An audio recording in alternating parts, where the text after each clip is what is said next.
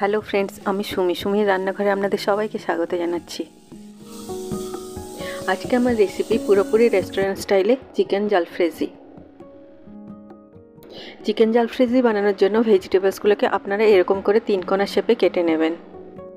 আমি এখানে নিয়েছি পেঁয়াজ, টমেটো আর গ্রিন ক্যাপসিকাম। আপনারা রেড ক্যাপসিকাম আর ইয়েলো ক্যাপসিকাম নিতে পারেন। টমেটোর বীজগুলোকে বাদ দিয়ে এটাকে আমি এইভাবে 3 কোনা শেপে কেটে নিয়েছি।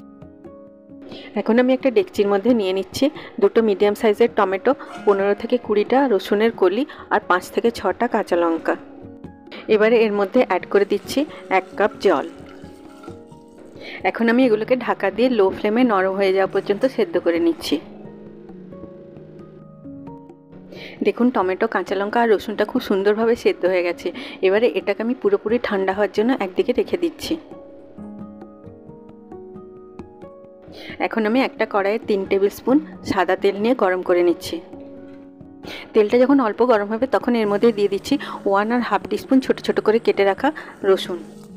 এই সময় তেলটাকে খুব বেশি গরম করবে না, তাহলে রসুনগুলো দেওয়ার সাথে সাথে পুড়ে যাবে। রসুনটাকে আমি মিডিয়াম ফ্লেমে অল্প গোল্ডেন হওয়া পর্যন্ত ভেজে নিলাম।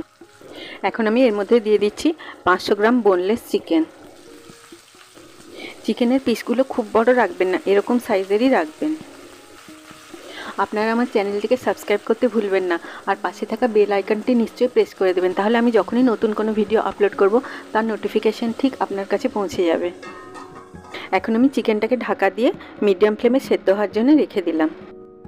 সেদ্ধ করা টমেটো, কাঁচা লঙ্কা আর রসুনটা দেখুন ঠান্ডা হয়ে গেছে। এবারে এগুলোকে আমি একটা গ্রাইন্ডিং জারের মধ্যে নিয়ে নিলাম।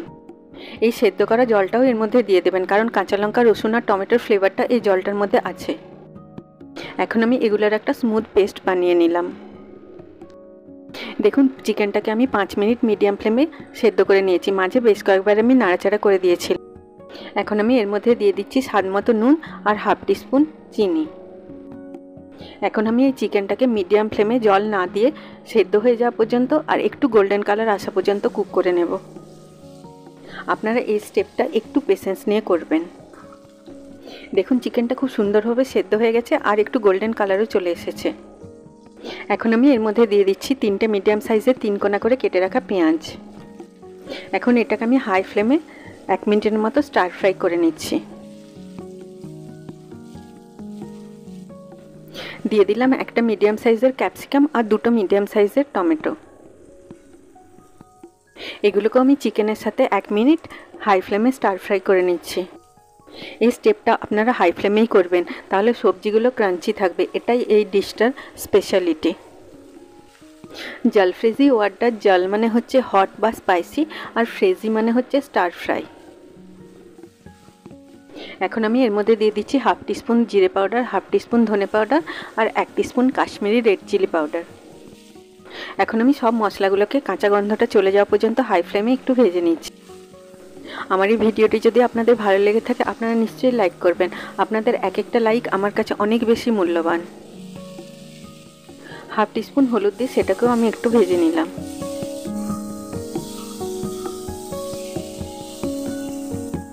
এখন আমি দিয়ে দিলাম টমেটো, কাঁচা লঙ্কা আর রসুনের তৈরি করা পেস্টটা।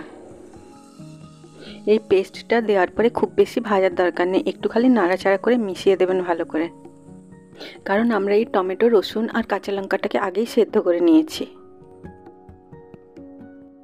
এখন আমি এর মধ্যে অ্যাড করে দিচ্ছি 200 থেকে 300 ml এর মতো জল।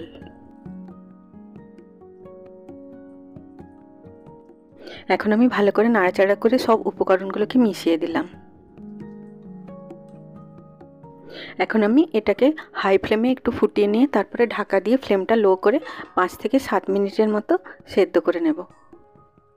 দেখুন কত সহজে ঠিক রেস্টুরেন্টের মতো চিকেন জালফ্রেজি ঘরেই তৈরি হয়ে গেল।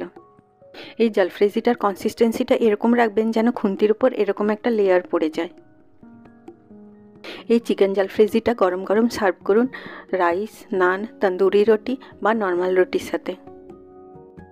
এটা আপনারা পাস্তা বা নুডলসের সাথেও সার্ভ করতে পারেন। এই চিকেন জালফ্রেজিটাকে সার্ভ করার সময় একটা সেদ্ধ ডিমকে স্লাইস করে এর উপরে ভালো করে গার্নিশ করে দেবেন। সবাই খুব ভালো থাকবেন। আবার আপনাদের সাথে আমার দেখা হবে আমার নেক্সট ভিডিওতে। Take care.